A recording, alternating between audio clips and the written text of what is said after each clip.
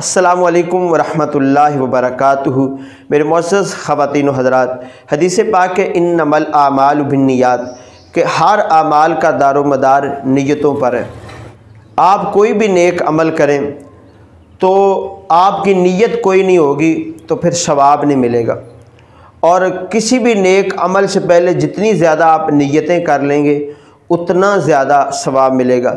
اور یہی مسئلہ اعتکاف کے حوالے سے ہے کہ جو اعتکاف کرنا چاہتا ہے وہ 20 رمضان المبارک کو غروب آفتاب سے پہلے مسجد میں آ جائے، اور اگر خواتین ہیں تو وہ بیت مسجد میں جہاں انہوں نے اعتکاف بیٹھنا ہے گھر میں، وہاں پہنچ کے یہ نیت کر لیں غروب آفتاب سے پہلے کہ میں اللہ کی رضا کے لیے ماہ رمضان المبارک کے آخری عشرے کا اعتکاف کرتا ہوں یا کرتی ہوں، تو پھر آپ کی نیت پکی ہوگی۔